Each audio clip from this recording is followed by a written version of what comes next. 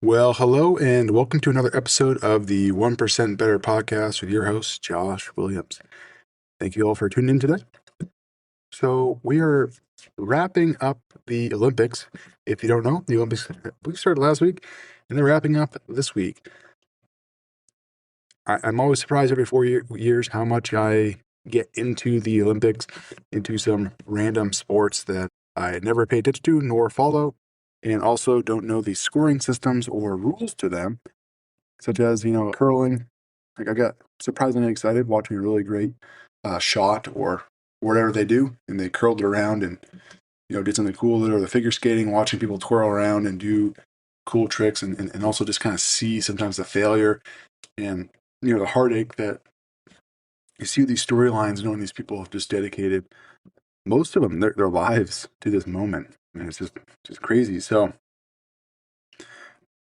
but it's just so cool to see these gifted individuals be able to perform at the highest level.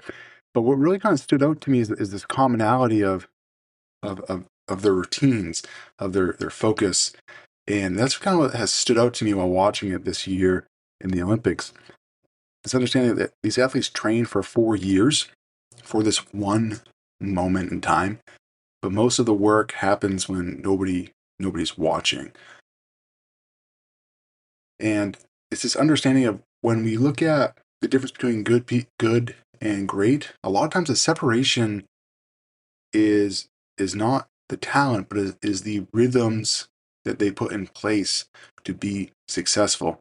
Now, this isn't to say like they're not gifted; they are, but at the same time, these are people that are gifted, and at the same time have the ability to focus. And so, this is understanding this power of routine. Athletes build these predictable cadences.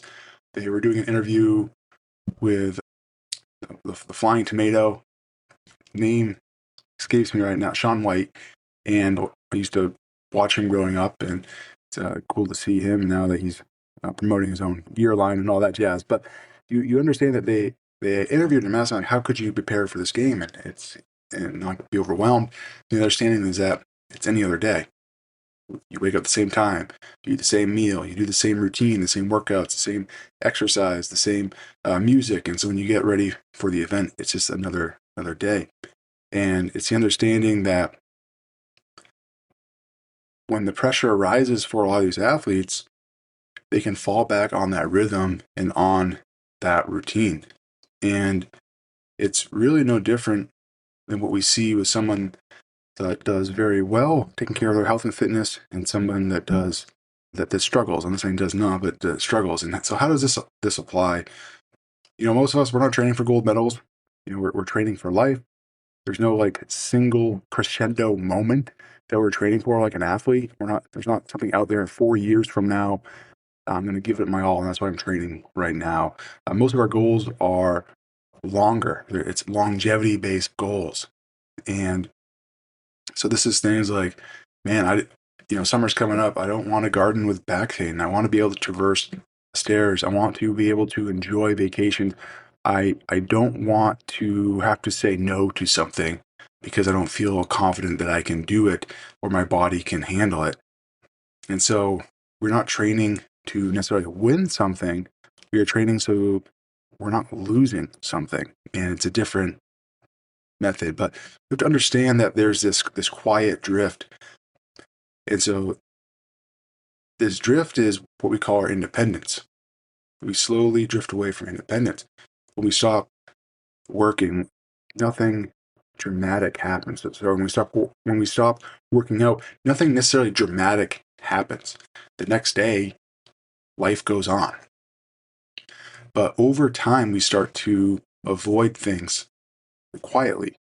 Maybe it's not a full conscious decision, but we just made this decision instead of this one. And we might just be a little bit more cautious when we do something, or a little less confident when we do something. And this may be a little bit more stiff now when we do that than before. So independence is not preserved automatically. It's not a right that we just get. It is built with intention over time. We think about the benefits of working out. we rarely think about the cost of stopping. So when we're excited, we think, oh, this workout will benefit me. Like I need to work out because we're finding the point. But we rarely think of when we're in it, when we're feeling good because we're in that routine, of what happens if we stop. And so that's why rhythm over motivation. So understand motivation fades away. Life gets busy. We regress sometimes. We miss workouts. That's all normal. The key is always returning to a rhythm. So I like to call it like the drumbeat. And so that's getting your sleep, hydrating, eating protein, moving daily, strength training twice a week, rinse and repeat. That's the rhythm. Sleep, drink, water, eat your protein, move, and strength train. And so some months you're going to progress, some months you're going to maintain. The goal is to stay in the game. It's to keep the rhythm going. It's not to win every day, to win every month, but it's to keep the rhythm going. And so what matters is not where you used to be. That's a big thing we get caught up on. It is what is appropriate for where you are now. So a lot of times our past will mess us up in our rhythm because we're comparing to then versus what matters is what are we doing right now and where are we going right now. That's what matters, not something 20 years ago. And so my closing message with all this, Olympic athletes have coaches. They don't wing it. They constantly get the feedback and they stay within a rhythm.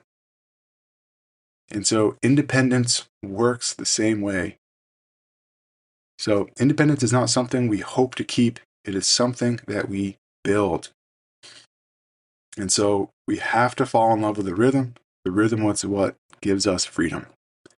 And so understand that this is what the structure that we as coaches provide is the goal is to help you keep that rhythm, to also help so you don't get decision fatigue.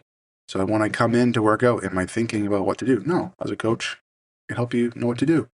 I can also keep you in line so that you don't get injured, that you stay safe, so we can keep this rhythm going longer and longer. Because if I get injured, it doesn't stop the rhythm. It changes it, but doesn't stop it. But a lot of us, that has been our rhythm. Something comes up and we stop. And that's where a coach comes in to keep us going and staying online. So again, I just want to encourage you all. I hope you're all enjoying the Olympics. It's awesome. But remember what makes them truly amazing. Yes, they're gifted, but it's the structure and the rhythm and the ability to keep doing it over and over again until they get the results that we want. So stay strong, keep lifting, get stronger. And if you ever need any help, reach out to us. Love to connect with you all and help you along your fitness journey.